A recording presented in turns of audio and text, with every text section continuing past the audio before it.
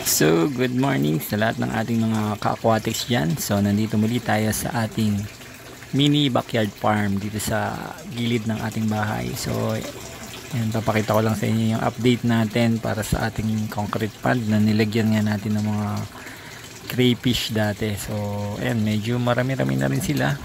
So, ang nangyari, yung mga guppies na inihalo natin dito sa ating mga crayfish, yun ang mga dumami. So, ayan o, makikita nyo yung mga guppies. Ayan, siguro thousands of guppies na rin yung nandito. So maya maya magpapakain tayo sa kanila. So kung magtataka kayo bakit may parang may mga plastic dyan na nakalutang and may mga net din. So sinadya natin yun dahil nga yung ating mga craylings at yung ibang crayfish natin, mas gusto nila kasi minsan yung umaahon sila sa water. May time na parang kinakapos din siguro sa oxygen level, so umaahon sila dyan. So parang yan, survival nila yan, parapernal yan. So yan, so ito yung ating filtration system na ginawa, yung styrofoam na nilagyan natin ng mga filter level dyan sa ilalim. May mga iba't ibang layer dyan ng mga filtration system. At ayun yung ating ginawa nung nakaraan, yung ating 75 gallons at 50 gallons na tangke na nilagyan din natin ng mga alaga. So tinatry natin kasi yung natural method. Kung sakaling plants lang yung nakalagay, bala kasi natin maglagay doon ng mga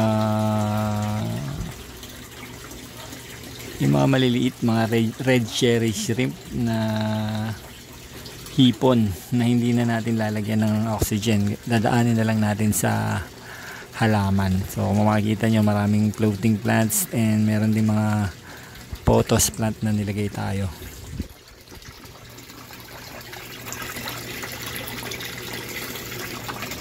So yan yung ating update ngayon dito sa ating backyard farm. So yung mga pothos plant natin dumadami na rin, kaya lang pagka yung time na gumagapang na sila sa tubig, hindi na rin sila dumadami masyado kasi kinakain na sila ng mga crayfish natin. So nginunguya-nguya sila. So yan. So bago magpakain, ganito kalinaw yung tubig. So medyo lumalabo lang kasi minsan nagpapakain tayo ng medyo marami kasi once a day lang tayo mag feeding sa kanila. Ayaw din natin silang masyadong madalas pakainin kasi baka maging polluted yung water masyado. Tsaka marami rin naman silang nakakain dito sa loob ng ng concrete pond natin dahil naaarawan nga. So naglulumot yung ating tangke at yung mga nakalagay dito, kaya mayroon din silang source of food na mga lumot-lumot. And gusto ko lang ipakita sa inyo yung ating water quality bago natin pakainin. So that's it for now. God bless and keep safe po sa lahat.